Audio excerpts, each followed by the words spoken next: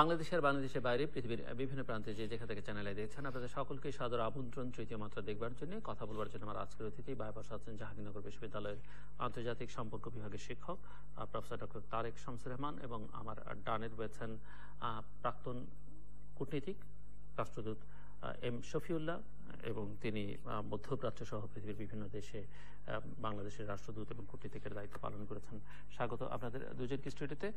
Doctor Tarique Shamsur Rahman, আমরা অনেকদিন ধরে এর আগেও আলোচনা করেছি যে বিশ্ব রাজনীতি মোটামুটি এখন একটা অস্থির সময় পার করছে, একটা অনিশ্চিত গন্তব্যের দিকে যাচ্ছে বলে অনেকেই মনে করছেন, এবং বিশ্ব রাজনীতির নানা দিক নিয়ে কারো হিসেবে কিন্তু খুব একটা মিলছে না। যেমন সর্বশেষ হিসেবে মিলল না ব্রিটিশ প্রধানমন্ত্রী থেরেসা মের। তো আমরা যদি শুরু করি, ব্রিটেনের নির্বাচন এরকম হলো কেন, বা থেরেসা মে কেন আগে নির্বাচন দিতে গেলেন, ফলাফলটা শেষ পর্যন্ত এরকম দাঁড়ালো কেন? জি, ধন্যবাদ আপনাকে। আসলে এটা যে নির্বাচনের ফলাফলটা অনেকটাই অপ্রত্যাশিত। মানুষের মধ্যে একটা পারসেপশন ছিল যে সমসাময়িককালে ব্রিটেনে যে দুটো সন্ত্রাসী কর্মকাণ্ড হলো, তার ফলশ্রুতিতে হয়তো একটা স্রোত যাবে থেরেসা মের পক্ষে, এবং সেজন্যই তিনি একটা বাজি ধরেছিলেন, একটা জুয়া খেললেন, রাজনৈতিক জুয়া। তার ধারণা ছিল সেই জুয়ায় তিনি জিতবেন, কিন্তু ফলাফল দেখা গেল উল্টো। সঙ্গত কারণে প্রশ্নটা উঠতে পারে যে কেন এরকম একটা ঘটনাটা ঘটলো। এটা খুবই যুক্তি সহকারে। বাজিটাই বা কেন তিনি ধরতে গেলেন? উনি বাজিটা ধরতে গেলেন, ওনার ধারণা ছিল যে this is the right time, এই সময়টা যদি উনি নির্বাচনটা করতে পারেন তাহলে তিনি আরো বেশি ভোট পাবেন, তার পার্লামেন্টের সংখ্যাগরিষ্ঠতা থাকবে, এবং ব্রেক্সিট আলোচনায় তিনি তার ব্রিটেনের অবস্থানটাকে আরো তিনি শক্তিশালী করতে পারবেন, বাড়িয়ে নিতে পারবে আরো 2 বছর অ্যাটলিস্ট। তো কিন্তু এই তার মানুষের রিডিংটা তিনি ঠিক মতো বুঝতে পারেন না, এখানে হচ্ছে তার ব্যর্থতা। উপরন্তু যেটা হয়েছে, আপনি দেখবেন করবিনের যে উত্থান সেটা অনেকটা নাটকীয়তায়। তিনি খুব উঁচু দরের নেতা কখনোই ছিলেন না, এবং এক ধরনের মাঝামাঝি ধরনের নেতা ছিলেন তিনি। সেখান থেকে তিনি ধীরে ধীরে ধীরে সর্বোচ্চ পর্যায়ে তিনি চলে এসেছেন। তার প্লাস পয়েন্ট সেটা হচ্ছে যে তিনি বেশ কিছু কর্মসূচি, প্রো পিপুল কর্মসূচি তিনি নিয়েছেন। যদি আমি সুস্পষ্টভাবে বলি, তিনি বলেছেন যে তিনি রেল জাতীয়করণ করবেন, তিনি বলেছেন তিনি উচ্চশিক্ষাকে ফ্রি করে দেবেন, যেটা ব্রিটেনে কখনোই ছিল না। তিনি বলেছেন যে পানি ব্যবস্থাপনাটা ফ্রি করে দেবেন। অর্থাৎ যে সমস্ত কর্মসূচি সাধারণ মানুষের সাথে সম্পর্কিত, সেই কর্মসূচির ব্যাপারে তিনি একটা পজিটিভ রোল নিয়েছিলেন, এবং আপনি দেখবেন যে তরুণ প্রজন্ম তার পক্ষে দাঁড়িয়ে গেছে, অনেকটা বার্নি স্যান্ডার্সের মতো। অ্যাবসলিউটলি, তিনি তো বেসিক্যালি তো ট্রেড ইউনিয়নের নেতা, এবং বার্নি স্যান্ডার্স অনেকটা লেফট টুয়ার্ড, একটু সোশ্যালিস্টিক মাইন্ডের, ফলে তার সাথে তার রাজনীতির অনেক মিল আছে। আমার বিবেচনায় আমি যেটাকে দেখি যে ব্রিটেনের লেবার ফোর্স একটা নিউ লেবার ফোর্স হিসাবে আত্মপ্রকাশ করেছে। অতীতে লেবার ফোর্স এরকমটি ছিল না। অর্থাৎ লেবার ফোর্সের মধ্যে এক ধরনের প্রো পিপল ওরিয়েন্টেশনটা আমরা লক্ষ্য করি, এবং যেটাকে কেউ কেউ বলার চেষ্টা করছেন একটু লেফট, আসলে লেফট বলেন আর ডান বলেন, মূল বিষয়টা হচ্ছে যে আপনি পিপলস ওরিয়েন্টেড কিছু কর্মসূচির কথা আপনি বলছেন কিনা, যেটা করবিন বলছেন, এবং এই কর্মসূচিটা মানুষ গ্রহণ করেছে, এবং যে কারণে দেখবেন তার লেবারদের ভোট অনেক বেড়েছে।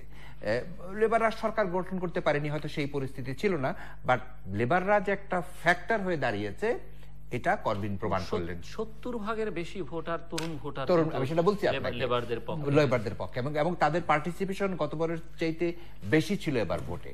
তার অর্থটা হচ্ছে তিনি তরুণ প্রজন্মকে আকৃষ্ট করতে পেরেছেন। অর্থাৎ তরুণরা যা চায়, এই প্রজন্মের মানুষ যা চায়, তিনি সেদিকেই ধাবিত করতে পেরেছেন রাজনীতিটাকে। ফলে করবিন যে ভবিষ্যতের প্রাইম মিনিস্টার, এ ব্যাপারে আমার দ্বিমত করার কোনো সুযোগ নেই, তিনি থাকবেন।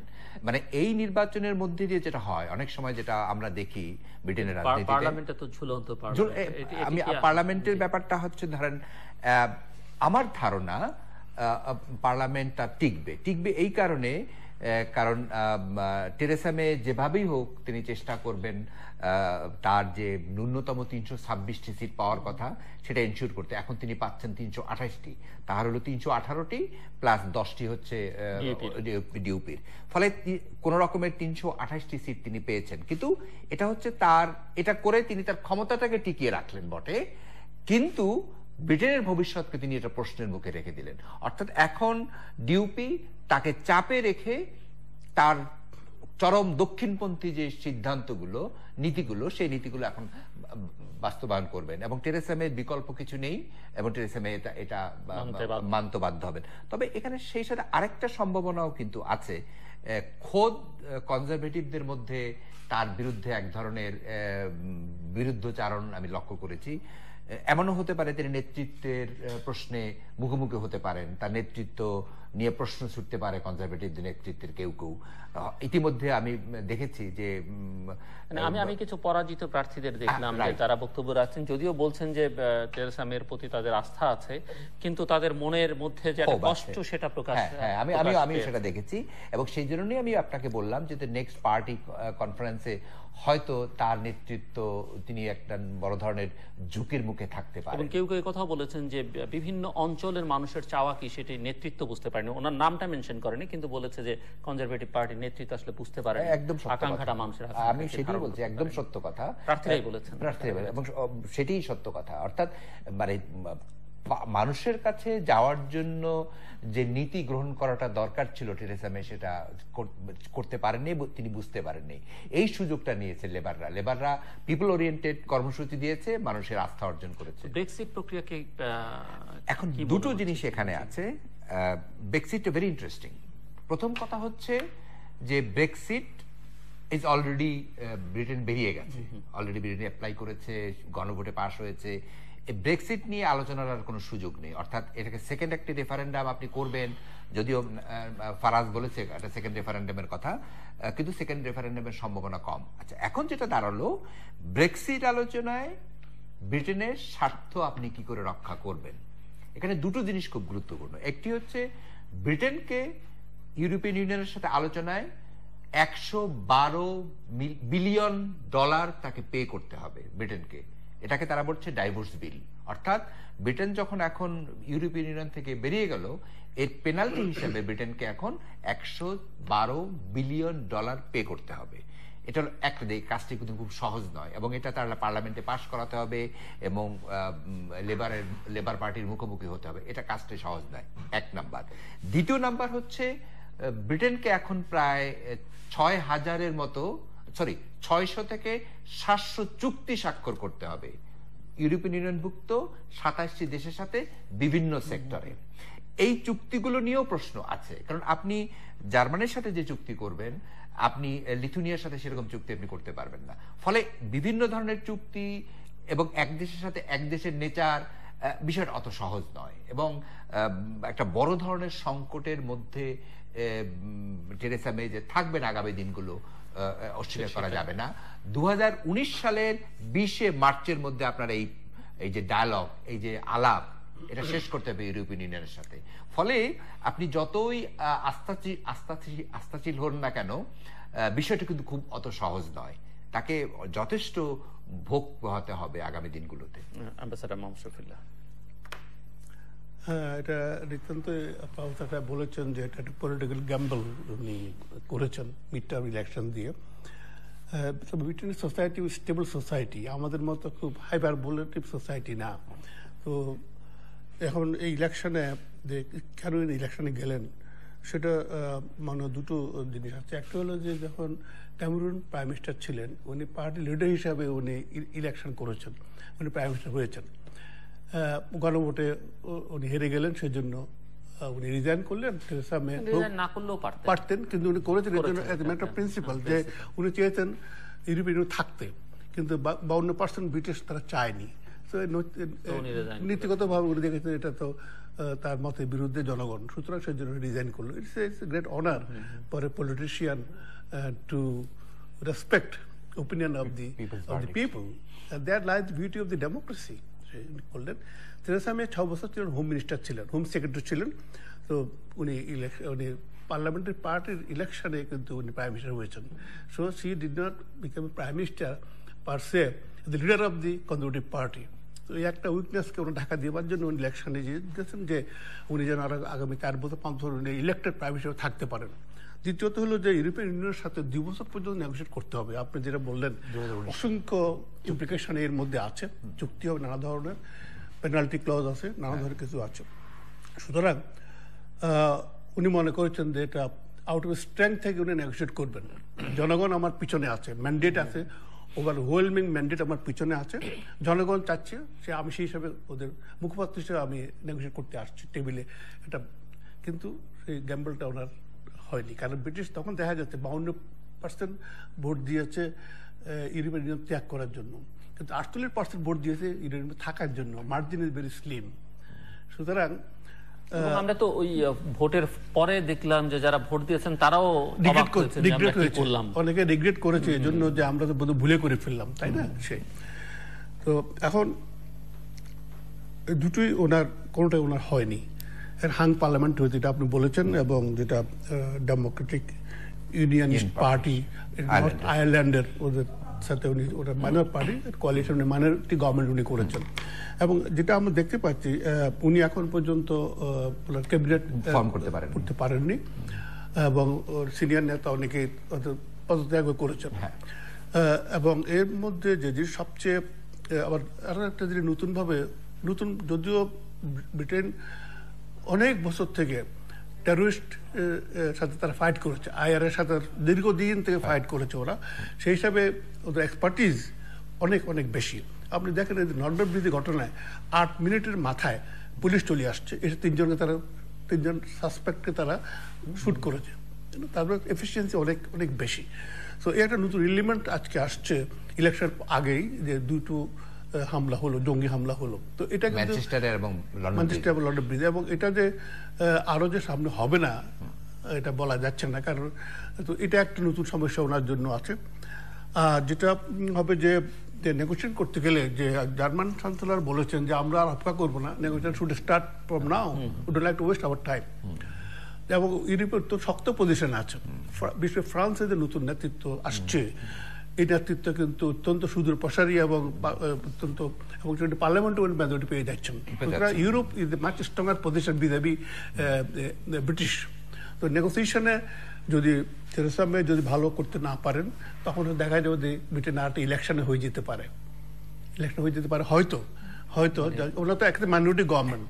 তারপর ইউরোপিয়ান ইউনিয়নের যে 27 দেশের যে নেগোসিয়েশন ট্যাকটিক্স গিয়ে যদি দেখেন যে উনি ঠিক ওরা যা চাচ্ছে উনি দিতে পারছেন না, কারণ সেই ম্যান্ডেট ওনার নাই, মানে মাইনরিটি গভর্নমেন্ট আছেন।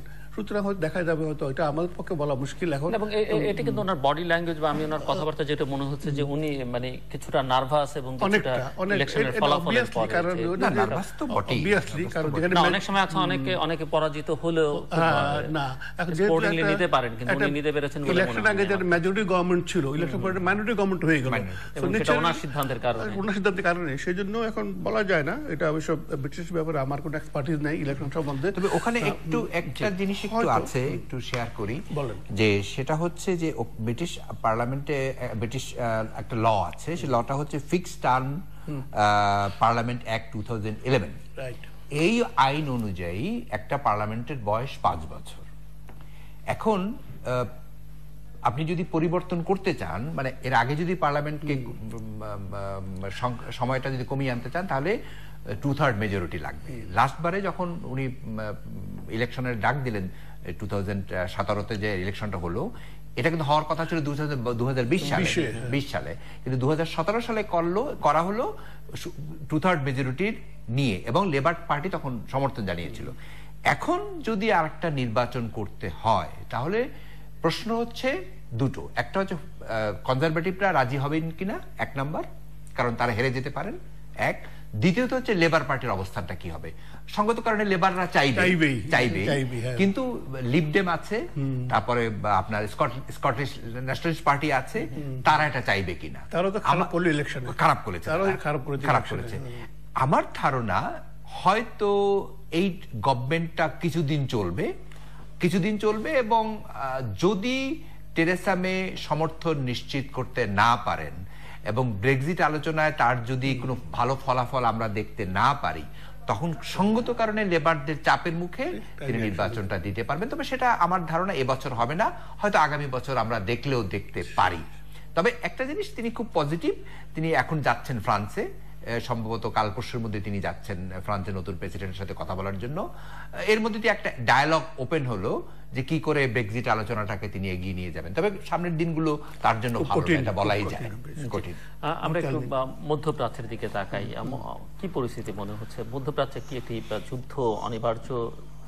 মধ্যপ্রাচ্য দেখেন, আজকে থেকে 50 বছর আগে যদি আমি যাই তাহলে দেখবেন যে মধ্যপ্রাচ্যের সমস্যাটা কি ছিল। ইসরায়েল অ্যান্ড প্যালেস্টাইন, দীর্ঘদিন এই সমস্যা। আপনার যখন ইসরায়েল রাষ্ট্র হয় 1947 সালে 14 মে, তখন কিন্তু 7 লক্ষর মতো আপনার 7 মিলিয়ন 7 লাখ আপনার ফিলিস্তিনিয়ান তাদের ঘর বাড়ি ছেড়ে দিতে হয়েছে 47 সনে। তারপরে যখন 1967 সনে যুদ্ধে হারে আরবেরা, তখন কিন্তু ওয়েস্ট ব্যাংক, যেটা ফিলিস্তিনের জায়গা ছিল, সেটা কিন্তু ইসরায়েল দখল করে নিয়েছে এবং সেই জায়গায় ইসরায়েল এখন তাদের আপনার সেটেলমেন্ট ওরা করছে। তো এটা ছিল basic war and peace in the middle east war between ফিলিস্তিন অ্যান্ড ইসরায়েল। সারা মুসলিম বিশ্বকে কিন্তু ফিলিস্তিনের রাষ্ট্র করার জন্য ওরা চেয়েছিল। কিন্তু আজকে আমরা দেখছি 2011 সন থেকে সে সরিয়ে আসছে মিডল ইস্টে, কোথায় ইরাক, সিরিয়া, ওইদিকে লিবিয়া অ্যান্ড মিশর এবং আপনার তিউনিস। শিফটিংটা আপনি লক্ষ্য করে কোন দিকে চলে আসছে। এই যুদ্ধ ইরাক এবং নর্থ আফ্রিকার যুদ্ধ শেষ না হতে সিরিয়ার যুদ্ধ আরম্ভ হয়েছে 2012 সালে। আমেরিকা বলছিল যে either you fall in or you fall in for reform or you set aside, go out. কিন্তু সেই যুদ্ধ চলছে এবং আমেরিকা এবং গালফের বড় রাষ্ট্রের সহযোগিতায় সেখানে বাশার আল আসাদের বিরুদ্ধে একটা ফ্রন্ট করা হয়, অপোজিশন, যারা ক্ষমতা দখল করবে, আসাদকে গদিচ্যুত করবে। সেই অপোজিশনে কিন্তু দুটো ভাগ হয়ে গেল পরে। একটা ভাগ হলো আপনার যারা রিয়েল অপোজিশন, আর একটা হলো আপনার এই যে জঙ্গিবাদ, যে আইএস সৃষ্টি হলো। এবং সারা সৃষ্টি হয়েছে অস্ত্র, টাকা পয়সা, ধন সব পেয়েছে আমেরিকান থেকে এবং আরবদের বৃহৎ আরব রাষ্ট্রগুলোর থেকে যারা পেয়েছে, যারা বাশার আল আসাদকে গতিচ্যুত করার জন্য চেষ্টা করেছে। কারণ সে আলাউই একটা ফ্যাকশন অফ শিয়া কমিউনিটি, মাইনরিটি গভর্নমেন্ট কিন্তু এখানে। তো ওকে হটাবার জন্য যে অপোজিশনটা দাঁড় করানো হয়েছিল, সে অপোজিশন কিন্তু ওয়েস্টার্ন কান্ট্রি, মিডল ইস্টের ধনী রাষ্ট্রগুলো এবং আমেরিকার সহায়তা এটা হয়েছিল, অস্ত্রটা সফলতা দিয়েছে। পরে ওদের ভিতরে ভাগ হয়ে যায়, আইএস ভাগ হয়ে যায়, তারা মিলিটেন্ট জঙ্গিবাদে তারা জড়িয়ে পড়ে। তো এখন এই আইএসকে সারা পৃথিবীতে কিন্তু আজকে ছড়িয়ে পড়েছে। পশ্চিমা দেশও কিন্তু এটার থেকে দূরে নয়। আমরা ব্রিটেন, ফ্রান্সে যা দেখছি, ব্রাসেলসে, এর মধ্যে দেখা যাচ্ছে যে আইএস কিছু সংকুচিত হয়ে আসছে। কিন্তু আইএস সংকুচিত হওয়ার শেষ হয়নি, সংকুচিত হয়ে আসছে মাত্র। তাদের স্ট্র্যাটেজি হলো এখন ইরাক, তারা মসুলে যুদ্ধ করবে, তারা সিরিয়ায় যুদ্ধ করবে, বা যারা আমাদের মতো দেশে আছে বা অন্য যারা ব্রিটেনে আছে বা ফ্রান্সে আছে, অন্য দেশে, তারা ওখানে নিজের জায়গা থেকে, তারা অবস্থান থেকে তারা এই জঙ্গিবাদের কাজ তারা চালিয়ে যাবে। এবং আজকে দেখেন গত 3 সপ্তাহ কাতারকে নিয়ে যেতে, জি মানে কাতারকে ঘিরে যাওয়া হচ্ছে, এখন 3 সপ্তাহের মধ্যে কিন্তু সেই সিনারিও শিফট হয়ে গেছে। এখন আমরা আসছিলাম প্যালেস্টাইন নিয়ে, প্যালেস্টাইন থেকে আমরা আসছি আপনার সিরিয়া, ইরাক এসবে, আর এখন আমরা পুরো সম্পূর্ণভাবে ইরানকে কেন্দ্র করেছে। 2 সপ্তাহ আগে যে আরব ইসলামিক এবং আমেরিকান সামিট, কতটা সুন্দর, আরব ইসলামিক এবং আমেরিকান সামিট। আরব এবং ইসলামিক মানে এটা বোঝা বড় মুশকিল, কারণ আরব কে ইসলামিক কে? আরবেরা ইসলামিক না, আমরা ইসলামিক, আমরা নন আরব, আমরা ইসলামিক। এই সামিট হলো, সামিটে কিন্তু টার্গেট ছিল আপনার ইরান, আর একটা মুসলিম দেশ। এবং ইরান যে টার্গেট করেছে আরব এবং ইসলামিক আমেরিকান, আপনি এইভাবে ভাগ করা 3 ভাগ করা। তো ইউনিটি কোথায় হবে? আপনি তো আমার মধ্যে তো ইউনিটি নাই, আমি কেউ আরব, কেউ নন আরব, কেউ মুসলিম, তো ইসলামিক। আচ্ছা, এর মধ্যে দেখেন ইরানকে টার্গেট করা হয়েছে শুধু এই সামিট থেকে নয়, ইসরায়েলও তাই বলেছে। ইসরায়েল এবং আপনার আরব বিশ্বের নেতৃত্ব যারা দিচ্ছেন আজকের মনে করেন, ওরা কিন্তু টার্গেট করেছে ইসরায়েলের সাথে ইরানকে টার্গেট করেছে। কাতারের কথা তখন আসেনি কিন্তু সবচেয়ে বড় আইরনি অফ ফেট যেটা, যে যেখানে এত বড় সম্মেলন হয়ে গেল, প্যালেস্টাইন সম্বন্ধে কোনো রকম উচ্চবাচ্য সেখানে হয়নি, দু একজন নেতা বলেছেন শুধু, কিন্তু থ্রাস্ট কখনো এই যে আপনার 55 মুসলিম আরব কান্ট্রির যে সামিটটা হলো আমেরিকানদের সাথে, সেখানে কিন্তু বলিষ্ঠভাবে আপনার যে প্যালেস্টাইন রাষ্ট্রের কথা কেউ বলেনি। তার মানে এরা ভুলে গেছে একটা যে রাষ্ট্র এখানে হওয়া উচিত। সে এখন প্রেসিডেন্ট ডোনাল্ড ট্রাম্প যাওয়ার এক সপ্তাহ পরেই কাতারের উপর একটা মানে কাতার আইসোলেট করার জন্য যে পদক্ষেপগুলো নিয়েছে সেটা সবাই আপনারা জানেন কি পদক্ষেপ তারা নিয়েছে। তো এখন দেখা যাচ্ছে যে সিরিয়া এবং ইরাক থেকে শিফট হয়ে এখন আসছে কাতার এবং ইরানের দিকে আসছে, পুরো এটা সিনারিটা পুরো চেঞ্জ হয়ে আসছে। এবং এটা অত্যন্ত দুঃখজনক যে আজকে যে মুসলিম ওয়ার্ল্ড বা বলে ইসলাম উম্মাদেরা বলে, আমাদের দেশের লোকেরা বলে উম্মা বিদেহ, আমি শুনেছি ইসলাম মুসলিম উম্মার কথা বলে, আসলে এটা মিসনোমার। মুসলিম উম্মা বলে কোনো জিনিস নাই। তাহলে আরব মার্কিন যুক্তরাষ্ট্রের ভূমিকাটা অত্যন্ত হ্যাঁ, আসলে সামিটটা হয়েছে দেখা যাচ্ছে সামিটের মূল উদ্দেশ্য ছিল অস্ত্র বিক্রি করার জন্য।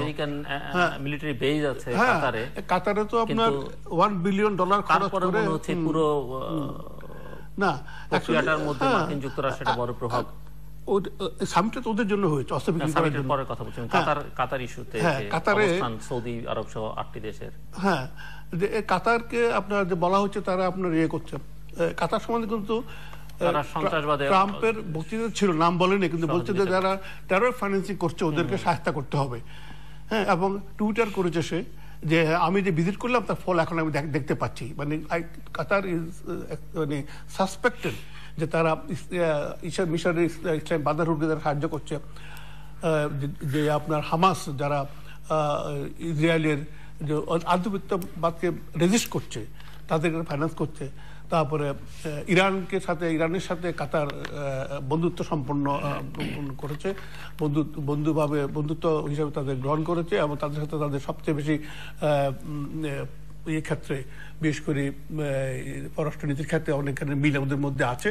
এবং আর যেটা বলছে আল জাজিরা, যেটা সময় সংযুক্ত আরব আমিরাত এবং সৌদি আরবকে আক্রমণাত্মক মানে ভাবে ব্রডকাস্ট করে ওদের বিরুদ্ধে, এটা বন্ধ করতে হবে।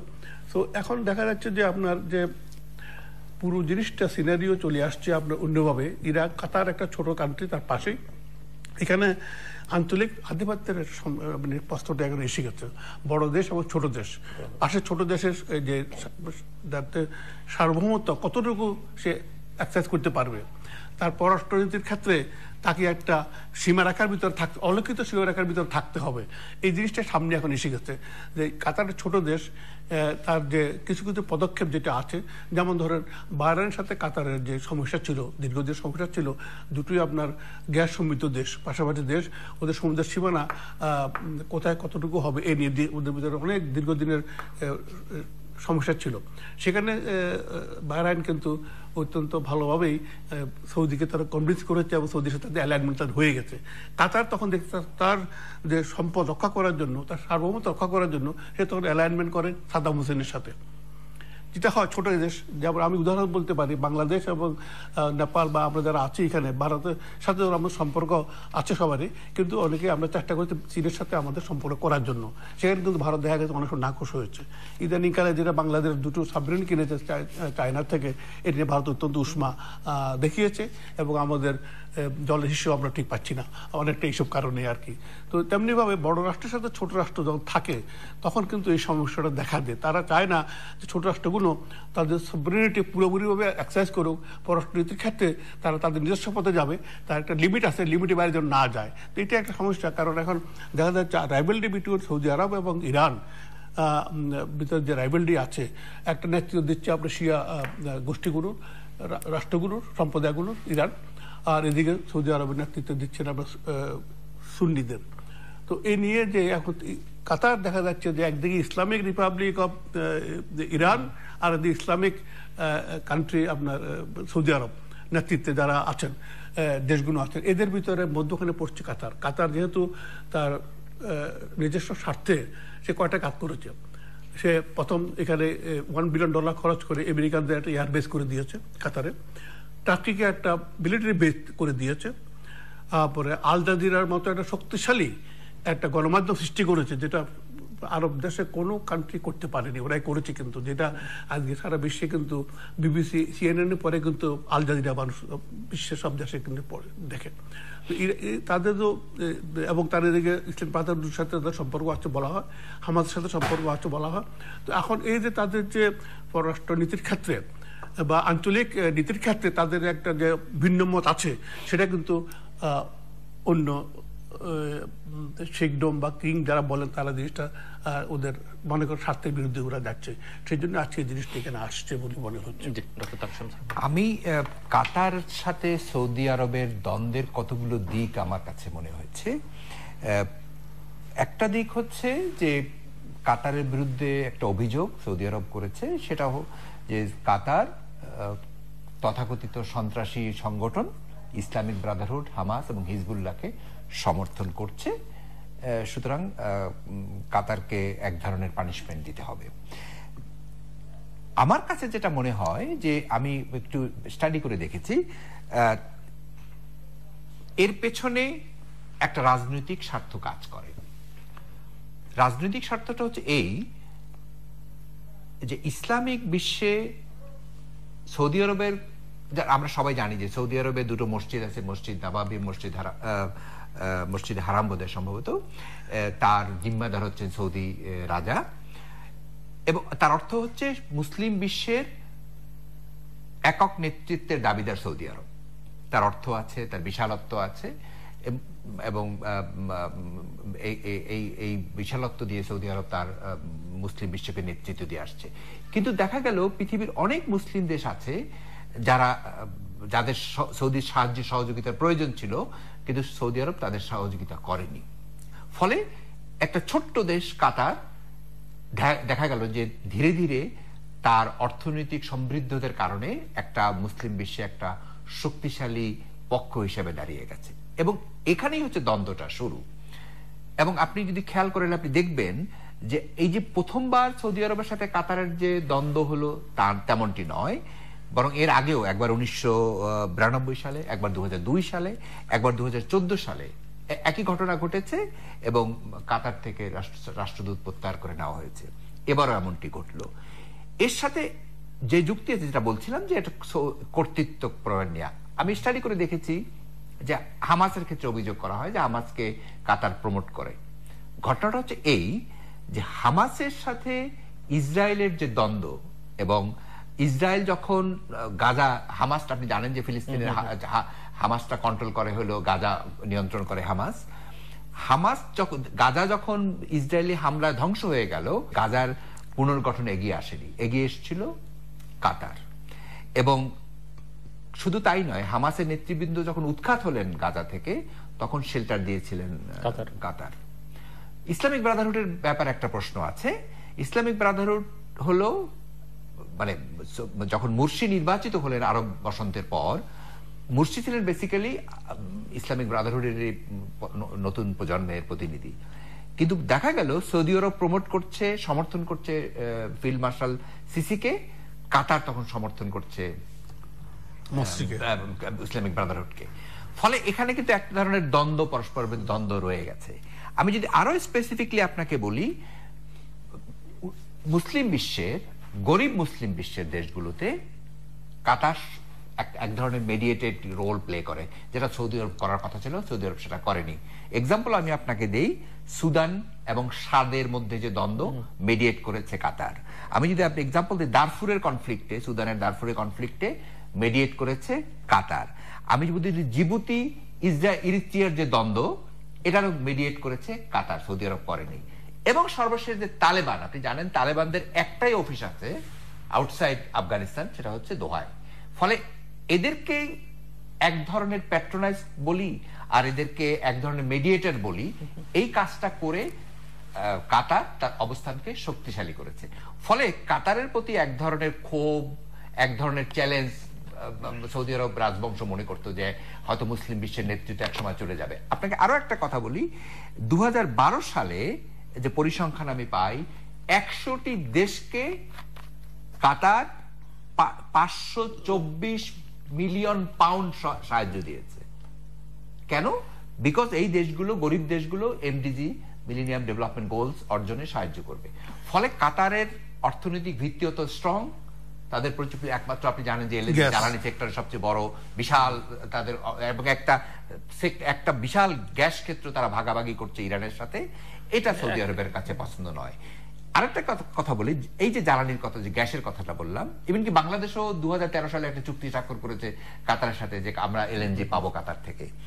একটা নর্থ ফিল্ড গ্যাস ফিল্ড আছে, যে গ্যাস ফিল্ড থেকে এখন গ্যাস থ্রু তুরস্কের মধ্যে ইউরোপে যাচ্ছে। এই গ্যাস ফিল্ড হচ্ছে কাতারের। কাতার এখান থেকে বিশাল অর্থ উপার্জন করে। এই জ্বালানির একটা ফ্যাক্টর সৌদি আরবের সাথে কাতারের দ্বন্দ্বের কারণে। ফলে সবগুলো মিলিয়ে দেখা গেছে যে কাতারের আধুনিক মনস্ক, যে এখন যিনি শাসক, যথেষ্ট আধুনিক মনস্ক, এবং তার অবস্থান মুসলিম বিশ্বে ধীরে ধীরে সংহতি হচ্ছে। এটা সৌদি আরবের রাজবংশের জন্য এক ধরনের থ্রেট মনে করছেন তারা।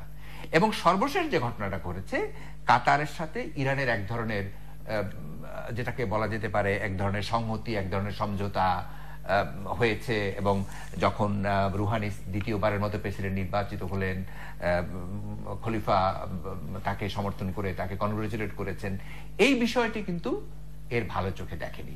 একদিকে যখন ট্রাম্পের, যেটা সফিল ভাই বললেন, ট্রাম্পের রিয়াদ সফরের সময় যে বিশাল অঙ্কের অস্ত্র বাজার, অস্ত্র বিক্রির একটা মানে চুক্তি স্বাক্ষর করেছেন, যেটা মার্কিন যুক্তরাষ্ট্রের ইতিহাসে এত বড় চুক্তি কোথাও কারোর সাথে করেনি।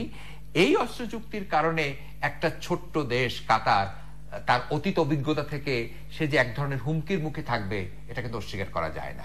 ফলে তার সভরেন্টি, তার নিরাপত্তা বিঘ্নিত হওয়ার একটা এক ধরনের সমস্যা তৈরি হয়েছিল। উপরন্তু আপনি জানেন যে সৌদি নেতৃত্বে প্রায় 34টি দেশের মতো দেশ একটি মিলিটারি অ্যালায়েন্স করেছে, এবং রিয়াদ কনফারেন্সে বাংলাদেশও সেখানে আছে, সেখানে কাতারও আছে, এবং সেটি ভেরি ইন্টারেস্টিং, সেখানে কাতারও আছে, এবং কাতারও আছে। এবং আরো মজার কাহিনী হচ্ছে, সেখানে সিদ্ধান্ত হয়েছে রিয়াদ সম্মেলনে যে 34,000 সেনাবাহিনী নিয়ে একটা কমান্ড গঠিত হবে। ফলে এই সমস্ত সামগ্রিক বিষয়গুলো কাতারকে এক ধরনের নিরাপত্তাহীনতার দিকে ঠেলে দিয়েছে, এবং সে যে সঙ্গত কারণেই ইরানের দিকে ঝুঁকবে, সঙ্গত কারণেই তুরস্কের দিকে ঝুঁকবে, এটাই স্বাভাবিক। তবে হ্যাঁ, একটা ভেরি ইন্টারেস্টিং জিনিস হচ্ছে যে মুসলিম বিশ্বের ভবিষ্যৎ আসলে আপনি কি দেখছেন? এখানে দুটো জিনিস আছে। এখানে আবার বলি যে মুসলিম বিশ্বের দেশগুলো আমার বিবেচনায় ডিভাইড হয়ে গেল। কারণ মুসলিম বিশ্বের দেশগুলো সৌদি আরবের যে বিশালত্ব, সৌদি আরবের যে বিশাল অর্থনৈতিক ভিত্তি, মুসলিম দেশগুলোর প্রত্যাশা করেছিল যে এই অর্থ দিয়ে অ্যাটলিস্ট মুসলিম বিশ্বের দেশগুলো কিছুটা হলো উপকৃত হবে। আপনি যদি আফ্রিকার মুসলিম দেশগুলোর দিকে তাকান, আপনি যদি মরিতানিয়ার দিকে তাকান, আপনি যদি মালির দিকে তাকান, আজকে বোকো হারামের উত্থান কেন হলো নাইজেরিয়াতে? বিকজ সেখানে দারিদ্রতা এত বেশি, রাষ্ট্র এই দারিদ্রতা দূর করতে পারেনি। সেখানে মুসলিম ভ্রাতৃত্ববোধের কারণে সৌদি আরবের একটা কি বলে এটাকে, যে এক ধরনের অ্যান্টিসিপেশন ছিল সৌদি আরবের কাছ থেকে যে সৌদি আরব এই উন্নয়নে, দারিদ্রতা দূরীকরণে সাহায্য করবে, কিন্তু সেটা করেনি। কাতার করেছে, যেটা বলছিলাম আপনাকে, 100টি দেশকে কাতার সাহায্য করেছে যাতে করে তারা মিলেনিয়াম ডেভেলপমেন্ট গোলস অর্জন করতে পারে। ফলে কাতারের অর্থ আছে, তাদের পার ক্যাপিটা ইনকাম প্রচুর, দেশটি ছোট, সেই হিসেবে তো বিশ্বের সবচেয়ে ধনী রাষ্ট্র। ফলে কাতার সেটা করেছে, নিশ্চয়ই কাতারের এই স্বার্থটা আছে। কাতার ভালো করে জানে যে মুসলিম বিশ্বের দেশগুলো তার মতো একটা ছোট্ট দেশ নেতৃত্ব দেওয়া তার পক্ষে সম্ভব না, কিন্তু কাতার একটা ইমেজ ডেভেলপ করেছে, একটা ইমেজ তৈরি করেছে সে মুসলিম বিশ্বে, যেটা সৌদি আরব করতে পারেনি। সৌদি আরব করতে পারলে আজকে কিন্তু কাতারের এই অবস্থানটা থাকতো না। ফলে আমার, যেটা আপনি বললেন, আমার বিবেচনায় এই সৌদি আরবের সাথে কাতারের যে নেতৃত্ব নিয়ে দ্বন্দ্ব, এই দ্বন্দ্ব সাময়িক হয়তো অবসান হবে, কিন্তু ভবিষ্যৎ কি হবে আমরা জানি না। এখানে ইন্টারেস্টিং জিনিসটা হচ্ছে, কাতারে সবচেয়ে বড় বেজ হচ্ছে মার্কিন যুক্তরাষ্ট্রের। কাতারে প্রায় 11 থেকে 12,000 সৈন্য, মার্কিন সৈন্য সেখানে ডিপ্লয় করা আছে, কাতারে আছে। কাতারে এখন তুরস্ক সেনাবাহিনী ঘাঁটি তৈরি করতেছে। এখন মার্কিন যুক্তরাষ্ট্রের উদ্দেশ্যটা কি, সেটাই হলো বড় প্রশ্ন। এটা সংক্ষেপে ছোট্ট করে বলি, এটা এমন কিনা সেই প্রশ্ন আমরা আগামীতে দেখব, যে অস্ত্র বিক্রির একটা কোনো উদ্দেশ্য কিনা মার্কিন যুক্তরাষ্ট্রের, এই জিনিসটাও কিন্তু সামনে চলে আসবে। এই যে সৌদি আরবের সাথে অস্ত্র বিক্রি করলো, এখন যে কাতারের সাথে তারা বড় অস্ত্র বিক্রি করবে না, তার গ্যারান্টি আপনাকে কিন্তু কেউ নিশ্চয়তা দিতে পারবে না। আপনি জানেন যে মার্কিন যুক্তরাষ্ট্রের অর্থনীতি হচ্ছে যুদ্ধ অর্থনীতি। অস্ত্র এদের সবচেয়ে বড় বিক্রির জায়গা। আপনি যত বেশি অস্ত্র উৎপাদন করবেন, যত বেশি উত্তেজনা আপনি সৃষ্টি করে রাখবেন, অস্ত্রের চাহিদা বাড়বে, অস্ত্র বিক্রি বাড়বে। ফলে মার্কিন যুক্তরাষ্ট্র এ ধরনের একটা পরিস্থিতি সৃষ্টি করে পরোক্ষভাবে কাতারকে অস্ত্র ক্রয় করতে উৎসাহিত করলো কিনা এই প্রশ্ন আমরা ভবিষ্যতে নিশ্চয়ই নিয়ে আলোচনা করব। মার্কিন যুক্তরাষ্ট্রের প্রসঙ্গ যখন আসলে আমরা আরেকটা প্রসঙ্গ নিয়ে আলোচনা করতে চাই যে ট্রাম্প তার লক্ষ্য মানে তার নির্বাচনী অঙ্গীকার সবগুলো বাস্তবায়ন করবার জন্য বেশ তৎপর মনে হচ্ছেন, প্রত্যক্ষ বা পরোক্ষভাবে যেভাবে বললেন না। যদিও অনেকে মনে করেন তার সৌদি আরব সফর থেকে তিনি হয়তো কিছুটা সরে গেছেন, কিন্তু বাস্তবে আপনাদের দুজনের আলোচনা থেকে যেটি দাঁড়ায় যে তার ওই অস্ত্র ব্যবসাটাই হয়তো মুখ্য হয়ে দাঁড়িয়েছে। এবং বিশেষ করে আরেক দিক থেকে বিশ্বকে তিনি হুমকির মুখে ঠেলে দিচ্ছেন, সেটা হচ্ছে জলবায়ু পরিবর্তনের যে ইস্যু, সেই ফান্ড থেকে যুক্তরাষ্ট্রের প্রত্যাহার করে নেওয়ার যে তার সিদ্ধান্ত, যদিও এটি যুক্তরাষ্ট্র খুব একটা অনুমোদন পেয়েছে, সমর্থন পেয়েছে সেটি মনে হয় না। হ্যাঁ, তো ঠিকই বলছেন, কারণ যে ইলেকশনের সময় মনে করেছিল অনেকে যে এটা পপুলিস্ট লোকরঞ্জন বক্তৃতা দিচ্ছেন, ইলেকশনে উনি উইন করবেন, করার পর উনি আস্তে আস্তে যেটা অন্য রাষ্ট্র নায়কের মতো উনি অনেক সরিয়ে আসবেন। কিন্তু দেখা যাচ্ছে না, উনি তার যে বক্তৃতা বলেছিলেন ক্যাম্পেইনের সময় ঠিক গুণে একটা করে উনি ওইটাকে সামনে নিয়ে আসছেন। যেমন মুসলমানদের অবস্থা আমেরিকাতে বলছে যে বহিরাগত মুসলমানদের যে ওদের বলে টেরোরিস্ট, তো সেই হিসাবে কিন্তু ওদের এজেন্ডা ঠিকই আছে। মুসলিমেরা সবচেয়ে আপনার হুমকির সম্মুখীন আছে আমেরিকাতে। ট্রাম্প সৌদি আরব ভিজিট করে গেলেন, অস্ত্র বিক্রি করে গেলেন, কিন্তু মুসলমানদের অন দি গ্রাউন্ড কোনো পরিবর্তন হয়নি, বরং আগের আছে আরো খারাপের দিকে যাচ্ছে। তো যেটা বলছিলেন যে এই সম্বন্ধে জলবায়ু পরিবর্তন সম্বন্ধে প্যারিস এগ্রিমেন্টের কথায় এসে যায়, সেখানে একটা সর্বসম্মতিক্রমে সিদ্ধান্ত হয় যে এটাকে কমিয়ে নিয়ে আসবে এবং প্রত্যেক দেশকে বলা হয়েছে কে কতটুকু কমাবে, এবং America is the signatory to this, এবং এটা ফান্ডিং এর ব্যাপার এখানে আছে। কিন্তু G7 সম্মেলনে এবং ন্যাটো সম্মেলনে সব জায়গায় কিন্তু আপনার ট্রাম্প বলেছেন যে তিনি আমেরিকা এটা থাকবে না, এটাতে বেরিয়ে আসছে। এবং এটা কিন্তু খোদ আমেরিকাতে এটার বিরুদ্ধে অঙ্গরাজ্যকে বিরুদ্ধে কিন্তু অবস্থান নিয়েছে যে না, আমরা এটাতে আমরা থাকতে চাই, আমরা থাকবো এবং আমরা ওটাই অনুকরণ করব, অনুসরণ করব এবং ইমপ্লিমেন্ট করব, বিভিন্ন রাষ্ট্রে বলেছে। তো এটার ইমপ্লিকেশন অত্যন্ত ব্যাপক সারা বিশ্বে। এটা যে বিশ্ব একদিকে আর ট্রাম্প আমেরিকা অন্যদিকে চলে যাচ্ছে, এটা বিশ্বের জন্য অত্যন্ত ক্ষতিকর। যেখানে আমাদের মতো দেশগুলো যারা ভালনারেবল, যারা আমরা উপকূলে আমরা আছি, সমুদ্রের সাথে যারা যুদ্ধ করে আমরা টিকে আছি, আমাদের অসংখ্য দেশ এরকম আছে, সবাই কিন্তু খুব অত্যন্তভাবে এটা আমেরিকার যে অবস্থান, যে সরে আসা, এবং এটা সবার জন্য একটা হুমকি হিসাবে এটা বিবেচিত হচ্ছে। কিন্তু দেখেন, মার্কিন যুক্তরাষ্ট্রের জলবায়ু পরিবর্তন সংক্রান্ত যে বিষয়ে তার যে ট্রাম্পের যে অবস্থান, আমি মনে করি তার এই অবস্থান বিশ্বে নেতৃত্ব দেওয়ার যে মার্কিন যুক্তরাষ্ট্রের যে গ্রহণযোগ্যতা, সেই গ্রহণযোগ্যতা এখন একটা প্রশ্নের মুখে থাকবে। COP21-এ 21-এ প্যারিস যে চুক্তিটি স্বাক্ষরিত হয়েছিল, আপনার নিশ্চয়ই মনে আছে 2016 সালে 2015 সালের ডিসেম্বরে হলো, 2016 সালে এপ্রিলে জাতিসংঘে এই চুক্তি অনুমোদন স্বাক্ষরিত হলো। আপনার নিশ্চয়ই এটা মনে আছে, তখন জন কেরি ছিলেন পররাষ্ট্রমন্ত্রী। জন কেরি তার নাতিকে কোলে নিয়ে সেই চুক্তি স্বাক্ষর করেছিলেন। এর মধ্যে দুটো মেসেজ তিনি আছে আমাদের কাছে। একটি মেসেজ হচ্ছে তার নাতিকে কোলে দেওয়ার অর্থ হচ্ছে নতুন প্রজন্মের, তরুণ প্রজন্মের জন্য তিনি একটা রক্ষা কবচ করে দিতে চান, মার্কিন যুক্তরাষ্ট্র রক্ষা কবচ এটা করলো। দ্বিতীয় হচ্ছে যে মার্কিন যুক্তরাষ্ট্র এই যে কমিটমেন্ট হলো COP21-এ, সেই কমিটমেন্টের প্রতি তারা দৃঢ় আস্থা আছে।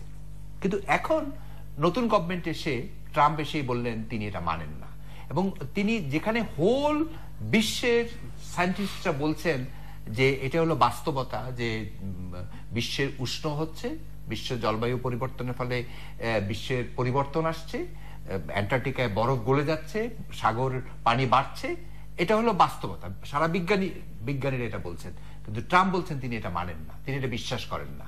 ফলে তার ভিতরে এক ধরনের গোয়ার্তুমি কাজ করে। আমি তাকে দেখেছি বেসিক্যালি তিনি মাল্টিন্যাশনাল কর্পোরেশনগুলোর প্রতিনিধি, তিনি ব্যবসায়ী মানুষ। টিলারসন তার যে সেক্রেটারি অফ স্টেট, তিনি ছিলেন এক্সনের সাবেক চিফ। ফলে তার ভেতরে, তার কর্মকাণ্ডের ভেতরে, তার নীতি প্রণয়নের ব্যাপারে সবসময় আদর্শের চাইতে একটা ব্যক্তি স্বার্থ, ব্যবসায়িক স্বার্থ কাজ করে। ফলে তিনি এই জলবায়ু পরিবর্তন থেকে তিনি বলছেন তিনি এটা মানবেন না। এখন তিনি যদি সত্যিকার অর্থে এই জলবায়ু চুক্তি থেকে তিনি বেরিয়ে যান, সে ধরনের যদি তিনি এক্সিকিউটিভ অর্ডার স্বাক্ষর করেন, তাহলে আমার বিবেচনায় তিনি একঘরে হয়ে যাবেন এবং হোল বিশ্ব, এমনকি চীন, যেখানে বলা হচ্ছে চীন সবচেয়ে বেশি এমিশন করে, সবচেয়ে বেশি কার্বন ডাই অক্সাইড এমিশন করে, সেখানে চীন পর্যন্ত বলছে যে না, আমরা এই চুক্তি নিয়ে আমরা এগিয়ে যাব। তাহলে বিষয়টা এরকম দাঁড়াবে যে চীন এবং ভারতও অনেক বড় এমিশনকারী দেশ, এই দুটো দেশ সাথে ইউরোপিয়ান ইউনিয়নের দেশগুলো যদি একদিকে থাকে, তখন মার্কিন যুক্তরাষ্ট্র এই প্রসঙ্গে এই ক্ষেত্রে অ্যাটলিস্ট আইসোলেটেড হয়ে যাবে। ফলে এইটা দুটো পক্ষ তখন দাঁড়িয়ে যাবে, একদিকে চীনের নেতৃত্বে একটি পক্ষ, অন্যদিকে মার্কিন যুক্তরাষ্ট্র একা। মার্কিন যুক্তরাষ্ট্র কিন্তু তখন তার কোনো সঙ্গী খুঁজে পাবে না। এখন যে তার যে ট্রেডিশনাল মিত্র, বিশেষ করে ব্রিটেন বা ধরেন এক সময় ছিল ইউরোপিয়ান ইউনিয়ন, ট্রাম্প কিন্তু এই মিত্রগুলো খুঁজে পাবে না। আসলে বিষয়টা হচ্ছে ট্রাম্পের ভেতরে রাজনীতির চাইতে ব্যক্তি স্বার্থটা কাজ করে বেশি। তিনি ব্যক্তি স্বার্থ, তিনি ব্যবসায়িক স্বার্থটাকে বেশি করে দেখেন। ফলে এই জলবায়ু পরিবর্তনের মতো একটি সত্য বিষয়কে তিনি অস্বীকার করছেন, যেটা বাস্তবতা আছে এটাকে তিনি অস্বীকার করছেন। এবং সত্যিকার অর্থে তিনি যদি, যেটা বলছিলাম, তিনি যদি সত্যিকার অর্থে এক্সিকিউটিভ অর্ডারের মাধ্যমে তিনি বেরিয়ে যান, যে যাওয়ার চেষ্টা করেন, আমার ধারণা খোদ কংগ্রেসে এটা নিয়ে বিতর্কের সৃষ্টি হবে। মার্কিন যুক্তরাষ্ট্রের একাধিক মেয়র ইতিমধ্যে বলেছেন যে তারা মার্কিন যুক্তরাষ্ট্রের এই সিদ্ধান্তের বিরোধিতা করবেন।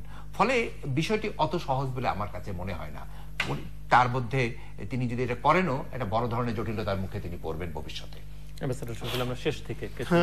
এটা যথার্থ বলেছেন, কারণ আপনি যে তার ভিজিটটাই দেখেন, আমেরিকান প্রেসিডেন্ট কিন্তু প্রথমবার মতো কোন মধ্যপ্রাচ্যে কোনো আরব দেশে আসেনি এ পর্যন্ত। তো এর উদ্দেশ্যটা কি?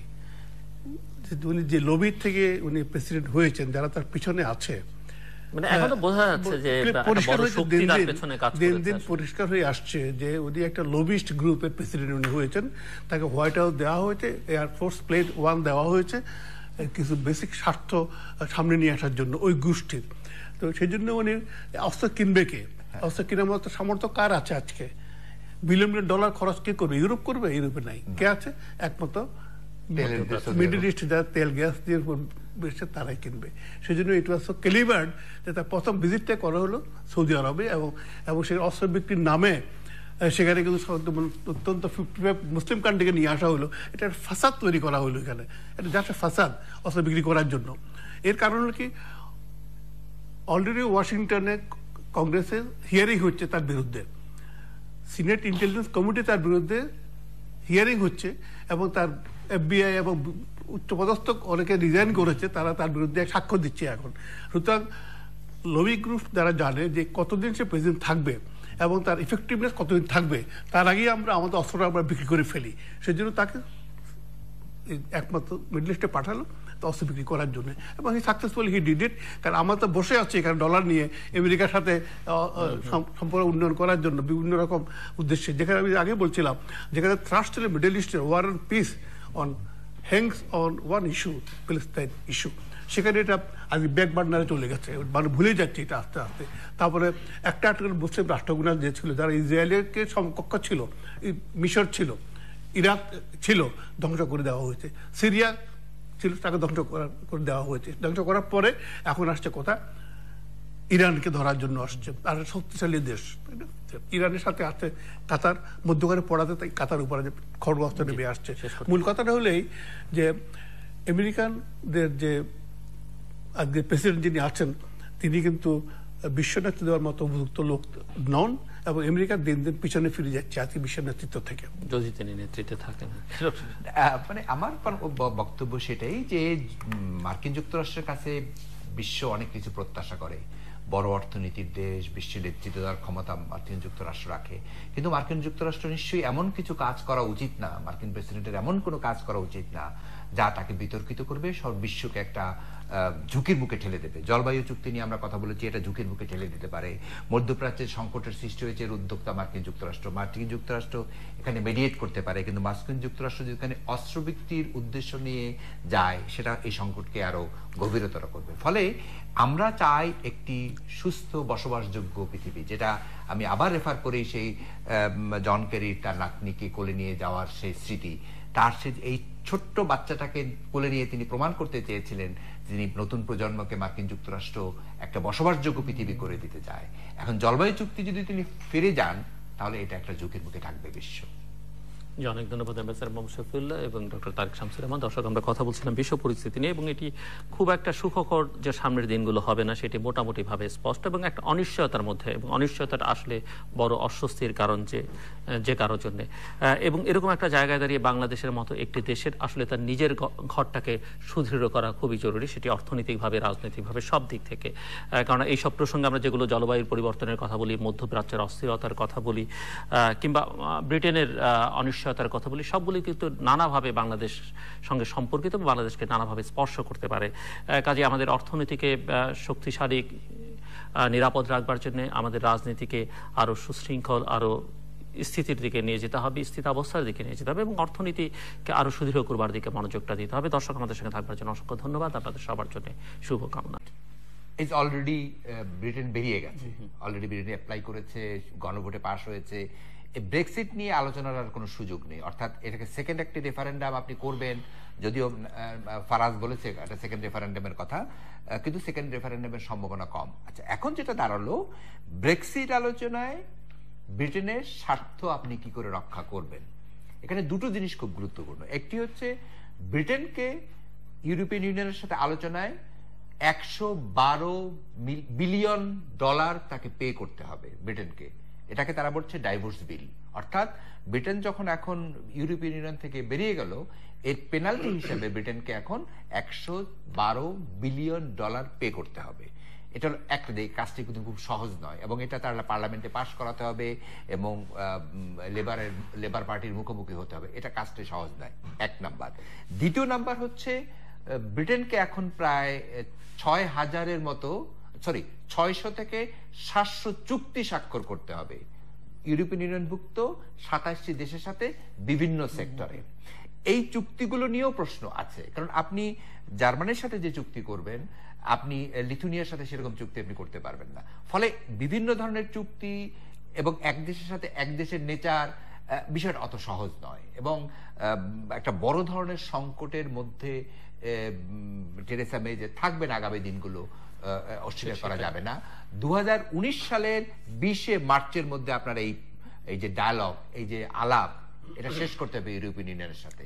ফলে আপনি যতই আস্থাশীল হন না কেন, বিষয়টা কিন্তু খুব অত সহজ নয়, তাকে যথেষ্ট ভোগ পোহাতে হবে আগামী দিনগুলোতে। অ্যাম্বাসেডর মোহাম্মদ শফিউল্লাহ। হ্যাঁ, এটা নিতান্ত আপনারা বলেছেন যে এটা একটা পলিটিক্যাল গ্যাম্বল উনি করেছেন মিড টার্ম ইলেকশন দিয়ে। ব্রিটেনের সোসাইটি স্টেবল সোসাইটি, আমাদের মতো খুব হাইপারবোলেটিভ সোসাইটি না। তো এখন এই ইলেকশনে যে কেন ইলেকশনে গেলেন, সেটা মানে দুটো জিনিস আছে। একটা হলো যে যখন ক্যামেরুন প্রাইম মিনিস্টার ছিলেন, উনি পার্টি লিডার হিসাবে উনি ইলেকশন করেছেন, উনি প্রাইম মিনিস্টার হয়েছেন।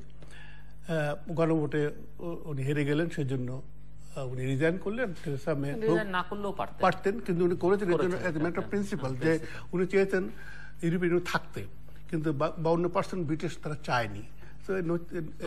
নীতিগতভাবে উনি দেখেছেন এটা তো তার মতের বিরুদ্ধে জনগণ, সুতরাং সেই জন্য রিজাইন করলো। It's great honour for a politician to respect opinion of the people, that lies beauty of the democracy করলেন। তেরেসা মে 6 বছর ছিলেন হোম মিনিস্টার ছিলেন, হোম সেক্রেটারি ছিলেন। তো উনি পার্লামেন্টারি পার্টির ইলেকশনে কিন্তু উনি প্রাইম মিনিস্টার হয়েছেন। So she did not become prime minister per say, the leader of the conservative party. তো এই একটা উইকনেসকে উনি ঢাকা দেওয়ার জন্য উনি ইলেকশনে গিয়েছেন যে উনি যেন আগামী 4 বছর 5 বছর উনি ইলেক্টেড প্রাইম মিনিস্টার থাকতে পারেন। এক ধরনের প্রো পিপল ওরিয়েন্টেশনটা আমরা লক্ষ্য করি, এবং যেটাকে কেউ কেউ বলার চেষ্টা করছেন একটু লেফট, আসলে লেফট বলেন আর ডান বলেন, মূল বিষয়টা হচ্ছে যে আপনি পিপলস ওরিয়েন্টেড কিন্তু কর্মসূচির কথা আপনি বলছেন কিনা, যেটা যেটা করবিন বলছেন, এবং এই কর্মসূচিটা মানুষ গ্রহণ করেছে, এবং যে কারণে দেখবেন তার লেবারদের ভোট অনেক বেড়েছে। লেবাররা সরকার গঠন করতে পারেনি, হয়তো সেই পরিস্থিতি ছিল না, বাট লেবাররা যে একটা ফ্যাক্টর হয়ে দাঁড়িয়েছে এটা করবিন প্রমাণ করলেন। 70% বেশি ভোটার তরুণ ভোটার, আমি সেটা বলছি লেবারদের পক্ষে, এবং তাদের পার্টিসিপেশন গতবারের চাইতে বেশি ছিল এবার ভোটে।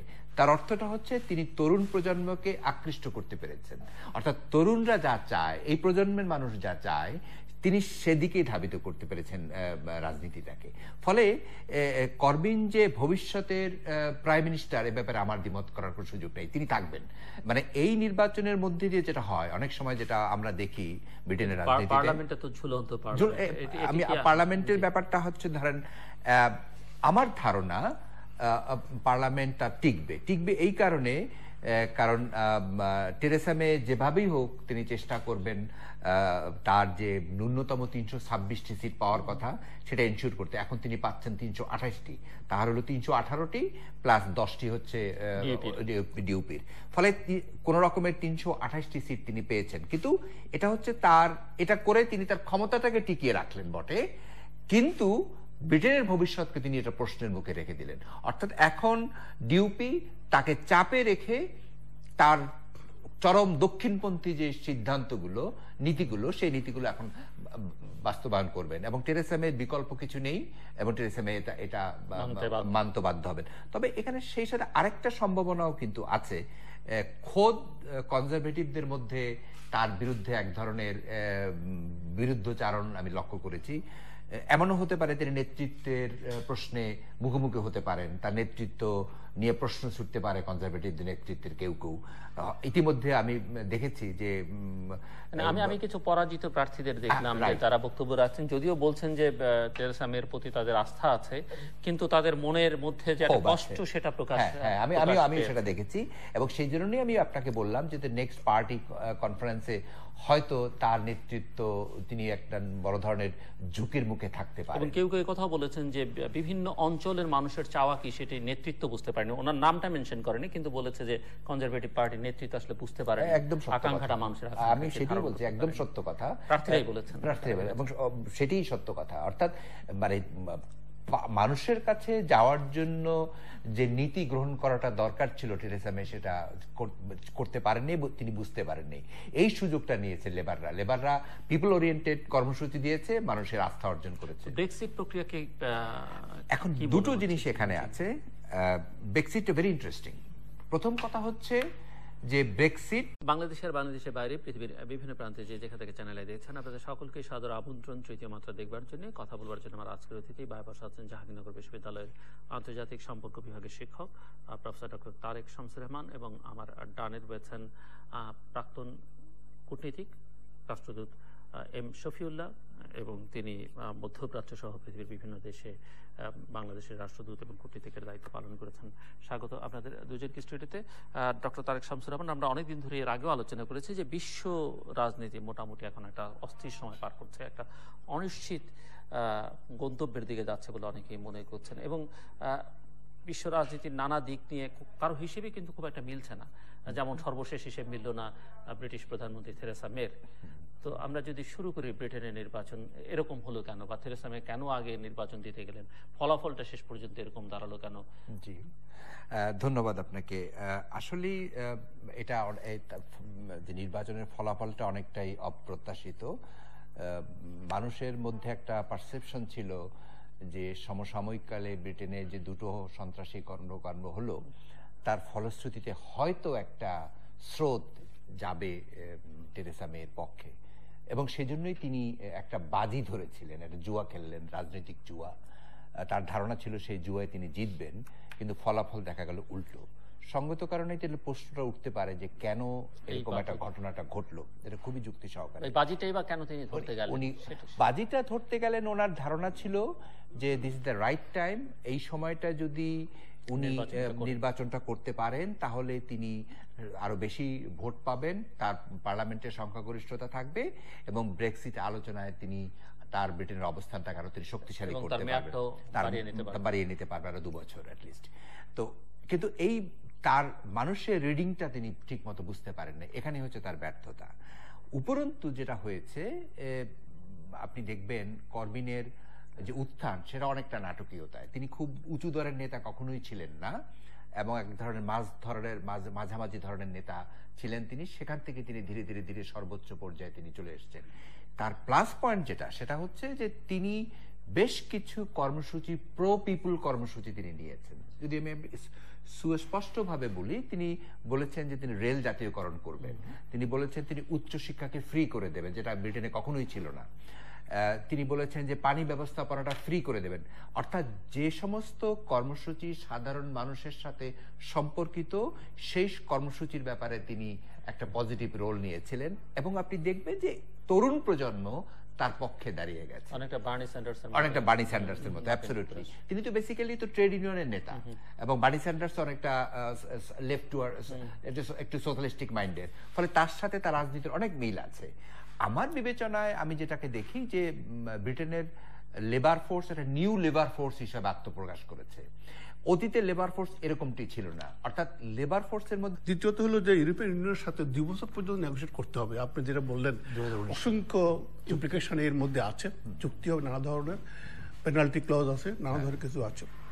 সুতরাং উনি মনে করেছেন যে এটা আউট অফ স্ট্রেংথ থেকে উনি নেগোশিয়েট করবেন। জনগণ আমার পিছনে আছে, ম্যান্ডেট আছে, ওভারওয়েলমিং ম্যান্ডেট আমার পিছনে আছে, জনগণ চাচ্ছে সে আমি সেই হিসাবে ওদের মুখপাত্র হিসেবে আমি নেগোশিয়েট করতে আসছি টেবিলে। এটা কিন্তু সেই গ্যাম্বলটা ওনার হয়নি, কারণ ব্রিটিশ তখন দেখা যাচ্ছে 52% ভোট দিয়েছে ইউরোপিয়ান ইউনিয়ন ত্যাগ করার জন্য, কিন্তু 48% ভোট দিয়েছে ইউরোপিয়ান থাকার জন্য। Margin is very slim. সুতরাং আমরা তো ওই ভোটের পরে দেখলাম যে যারা ভোট দিয়েছেন তারাও অনেকে রিগ্রেট করেছে এই জন্য যে আমরা তো ভুলে করে ফেললাম, তাই না? সেই তো এখন দুটোই কোনোটাই ওনার হয়নি। হাং পার্লামেন্ট হয়েছে, যেটা আপনি বলেছেন, এবং যেটা ডেমোক্রেটিক ইউনিয়নিস্ট পার্টি আয়ারল্যান্ডের ওদের সাথে উনি ওটা minor party coalition minority government উনি করেছেন। এবং যেটা আমরা দেখতে পাচ্ছি উনি এখন পর্যন্ত ক্যাবিনেট ফর্ম করতে পারেননি এবং সিনিয়র নেতা অনেকে পদত্যাগ করেছেন। এবং এর মধ্যে যে সবচেয়ে আবার আরো একটা জিনিস নতুন, যদিও ব্রিটেন অনেক বছর থেকে টেররিস্ট সাথে তারা ফাইট করেছে, আইআরের সাথে দীর্ঘদিন থেকে ফাইট করেছে ওরা, সেই হিসাবে ওদের এক্সপার্টিজ অনেক অনেক বেশি। আপনি দেখেন এই লন্ডন ব্রিজের ঘটনায় 8 মিনিটের মাথায় পুলিশ চলে আসছে, এসে 3জন সাসপেক্টকে তারা শুট করেছে। তারপর এফিসিয়েন্সি অনেক অনেক বেশি। সো এই একটা নতুন এলিমেন্ট আজকে আসছে ইলেকশন আগেই, যে 2টো হামলা হলো, জঙ্গি হামলা হলো। তো এটা কিন্তু ম্যানচেস্টার এবং লন্ডন ব্রিজে, এবং এটা যে আরো যে সামনে হবে না এটা বলা যাচ্ছে না, কারণ তো এটা একটা নতুন সমস্যা ওনার জন্য আছে। যেটা হবে যে নেগোশিয়েট করতে গেলে, যে জার্মান চ্যান্সেলর বলেছেন যে আমরা আর অপেক্ষা করবো না, negotiation should start from now, we don't like to waste our time. এবং ইউরোপের তো শক্ত পজিশনে আছে, বিশেষ ফ্রান্সের যে নতুন নেতৃত্ব আসছে, এই নেতৃত্ব কিন্তু অত্যন্ত সুদূর প্রসারী এবং অত্যন্ত পার্লামেন্টে মেজরিটি পেয়ে যাচ্ছেন। Europe is a much stronger position vis a vis British. তো নেগোসিয়েশনে যদি থেরেসা মে যদি ভালো করতে না পারেন, তখন দেখা যাবে যে ব্রিটেন আর ইলেকশনে হয়ে যেতে পারে, হয়তো ওরা তো একটা মাইনরিটি গভর্নমেন্ট।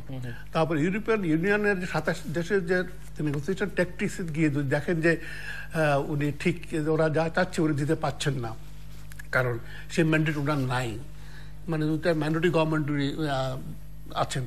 সুতরাং হয়তো দেখা যাবে, হয়তো এটা আমাদের পক্ষে বলা মুশকিল এখন। এবং এটা কিন্তু ওনার বডি ল্যাঙ্গুয়েজ বা আমি ওনার কথাবার্তা যেটা মনে হচ্ছে যে উনি মানে কিছুটা নার্ভাস এবং কিছুটা ইলেকশনের ফলাফলের পরে, কারণ নার্ভাস তো বটেই, অবভিয়াসলি, কারণ যেখানে অনেক সময় আছে অনেকে পরাজিত হলেও না স্পোর্টিংলি নিতে পারেন, কিন্তু উনি নিতে পেরেছেন বলে ইলেকশন আগে যে মেজরিটি গভর্নমেন্ট ছিল, ইলেকশন পরে মাইনরিটি গভর্নমেন্ট হয়ে গেল, এবং সেটা ওনার সিদ্ধান্তের কারণে। সেই জন্য এখন বলা যায় না, এটা অবশ্য ব্রিটিশ ব্যাপারে আমার কোনো এক্সপার্টিজ নাই ইলেকশন সম্বন্ধে। তবে ওখানে একটু একটা জিনিস একটু আছে, একটু শেয়ার করি। যে সেটা হচ্ছে যে ব্রিটিশ পার্লামেন্টে ব্রিটিশ একটা ল আছে, সেই লটা হচ্ছে ফিক্সড টার্ম পার্লামেন্ট অ্যাক্ট 2011। এই আইন অনুযায়ী একটা পার্লামেন্টের বয়স 5 বছর। এখন আপনি যদি পরিবর্তন করতে চান, মানে এর আগে যদি পার্লামেন্টকে সময়টা যদি কমিয়ে আনতে চান, তাহলে 2/3 মেজরিটি লাগবে। লাস্টবারে যখন উনি ইলেকশনের ডাক দিলেন 2017-তে যে ইলেকশনটা হলো, এটা কিন্তু হওয়ার কথা ছিল 2020 সালে, কিন্তু 2017 সালে করা হলো 2/3 মেজরিটির নিয়ে, এবং লেবার পার্টি তখন সমর্থন জানিয়েছিল। এখন যদি আরেকটা নির্বাচন করতে হয়, তাহলে প্রশ্ন হচ্ছে দুটো। একটা হচ্ছে কনজারভেটিভরা রাজি হবেন কিনা, 1 নাম্বার, কারণ তারা হেরে যেতে পারেন, এক। দ্বিতীয়ত হচ্ছে লেবার পার্টির অবস্থানটা কি হবে। সঙ্গত কারণে লেবাররা চাইবে, কিন্তু লিবডেম আছে, তারপরে আপনার স্কটিশ ন্যাশনালিস্ট পার্টি আছে, তারা এটা চাইবে কিনা। খারাপ করেছে।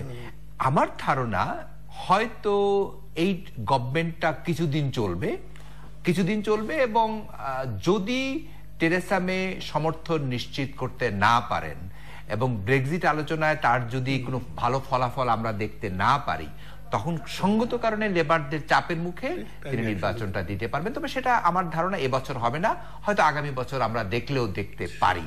তবে একটা জিনিস তিনি খুব পজিটিভ, তিনি এখন যাচ্ছেন ফ্রান্সে, সম্ভবত কাল পরশুর মধ্যে তিনি যাচ্ছেন ফ্রান্সের নতুন প্রেসিডেন্টের সাথে কথা বলার জন্য। এর মধ্যে একটা ডায়ালগ ওপেন হলো যে কি করে ব্রেক্সিট আলোচনাটাকে তিনি এগিয়ে নিয়ে যাবেন। তবে সামনের দিনগুলো তার জন্য ভালো, এটা বলাই যায় কঠিন। আমরা একটু মধ্যপ্রাচ্যের দিকে তাকাই। কি পরিস্থিতি মনে হচ্ছে মধ্যপ্রাচ্যে? কি একটি যুদ্ধ অনিবার্য? মধ্যপ্রাচ্য দেখেন, আজকে থেকে 50 বছর আগে যদি আমি যাই, তাহলে দেখবেন যে মধ্যপ্রাচ্যের সমস্যাটা কি ছিল। ইসরায়েল অ্যান্ড প্যালেস্টাইন, দীর্ঘদিন এই সমস্যা। আপনার যখন ইসরায়েল রাষ্ট্র হয় 1947 সালে 14 মে, তখন কিন্তু 7 লক্ষর মতো আপনার 7 মিলিয়ন 7 লাখ আপনার ফিলিস্তিনিয়ান তাদের ঘর বাড়ি ছেড়ে দিতে হয়েছে 47 সনে। তারপরে যখন 1967 সনে যুদ্ধে হারে আরবেরা, তখন কিন্তু ওয়েস্ট ব্যাংক, যেটা ফিলিস্তিনের জায়গা ছিল, সেটা কিন্তু ইসরায়েল দখল করে নিয়েছে, এবং সেই জায়গায় ইসরায়েল এখন তাদের আপনার সেটেলমেন্ট ওরা করছে। তো এটা ছিল basic war and peace in the middle east war between ফিলিস্তিন অ্যান্ড ইসরায়েল। সারা মুসলিম বিশ্বকে কিন্তু ফিলিস্তিনের রাষ্ট্র করার জন্য ওরা চেয়েছিল। কিন্তু আজকে আমরা দেখছি 1911